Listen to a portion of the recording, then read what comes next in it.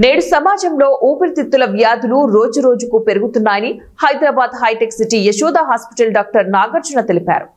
Yashoda hospital ఆధ్వర్యంలో regional pulmonology update 2025 సదస్సు కర్నూలులోని సస్య హోటల్లో నిర్వహించారు. ఊపిరితిత్తుల వ్యాధులకు సంబంధించి అధునాతన వైద్య విధానాలపై రాయలసీమలోని 8 జిల్లాల డాక్టర్లకు అవగాహన కల్పించారు. ఊపిరితిత్తుల వ్యాధులకు అధునాతన చికిత్స అందుబాటులో ఉంటుందని డాక్టర్ నాగార్జున తెలిపారు. ఊపిరితిత్తుల క్యాన్సర్ తొలి దశలో గుర్తిస్తే చికిత్స ద్వారా నయం చేయవచ్చన్నారు. ఊపిరితిత్తుల జబ్బులకి రిలేటెడ్ వంటి ఓన్లీ అడ్వాన్సెస్, మళ్ళీ అన్ని విషయాలు కాదు, కొత్తవి ఏమొచ్చినాయి, కొత్త ఏంటి అన్నది మటుకు మనం ఈరోజు మొత్తం కాన్ఫరెన్స్లో డిస్కస్ చేశాం.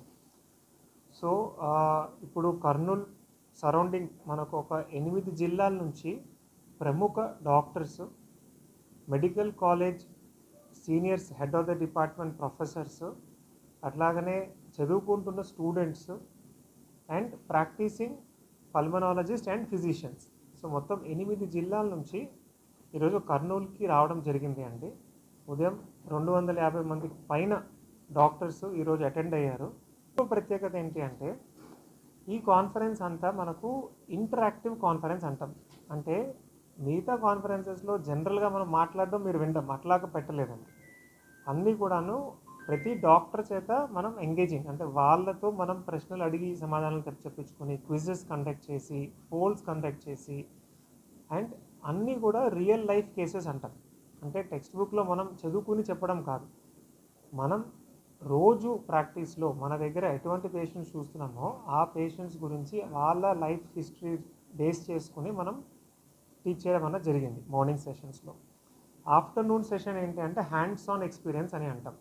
ఇది కూడా ఆల్మోస్ట్ మనకి ఇప్పుడు ఒక 8 ప్రముఖ మెడికల్ టెక్నాలజీ కంపెనీస్, మనకు Olympus, Erbe, Karl Storz, Ambu, Schiller, critical care ventilators, ఆధునికమైన వెంటిలేటర్లు, ఇవన్నీ కూడా ఎక్మో, 8-9 కంపెనీస్ ఎక్విప్మెంట్ మనం ఈరోజు ఇక్కడ తేవడం జరిగిందండి. సో ఆ ఎక్విప్మెంట్స్ పైన మళ్ళీ మా ఎక్స్పర్ట్స్ అందరూ కూడాను ఇక్కడ డాక్టర్స్కి టీచ్ చేస్తారు. అంటే ఎలాగ ఇవన్నీ ఎక్విప్మెంట్స్ వాడచ్చు, ఇది వాడడం వల్ల మన పేషెంట్కి ఏ విధంగా బెనిఫిట్ ఇవ్వచ్చు అన్నది కూడాను ఇప్పుడు కూడా మన అందరూ డాక్టర్స్ కూడా ఈ hands on interactive work stations అని అంటాము, అది కూడా మనం చేస్తున్నాం. అందరూ వినేది ఏంటంటే ఆర్టిఫిషియల్ ఇంటెలిజెన్స్. అంటే అన్ని వాక్స్ ఆఫ్ లైఫ్లో, ఇంజనీరింగ్లో అవ్వచ్చు, మిలిటరీలో అవ్వచ్చు, అలాగే మెడిసిన్లో కూడా ఇప్పుడు ఆర్టిఫిషియల్ ఇంటెలిజెన్స్ అని రావడం జరిగింది.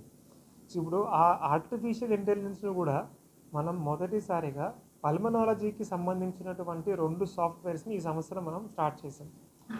ఒకటి క్యూర్ AI, ఇంకొకటి ఇంబయో లంగ్ టెక్స్చర్ అనాలిసిస్. ఇవి 2 ఏంటి అంటే హ్యూమన్ ఐ, అంటే మనిషి కళ్ళకి కనిపించినటువంటి డిఫరెన్సెస్ని కూడా అది పట్టుకుంటుంది.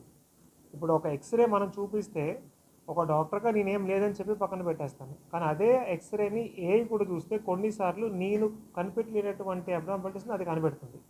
సో ఆర్టిఫిషియల్ ఇంటెలిజెన్స్ కూడా ఇప్పుడు ఈ సంవత్సరం మనం 2 టెక్నాలజీస్ మనం లాంచ్ చేసాము. దాంతో ఇంత కొన్ని మనం మిస్ చేసే డిసీజ్ కూడా మనం డయాగ్నోస్ చేస్తున్నాము. అలాగనే జబ్బు పర్సంటేజ్, ఇప్పుడు ఒక CT స్కాన్లో జబ్బు ఇంత ఉందని మనం రఫ్గా కనిపిస్తుంది, కానీ సూటిగా ఇంత శాతం ఉందని మనం చెప్పలేము.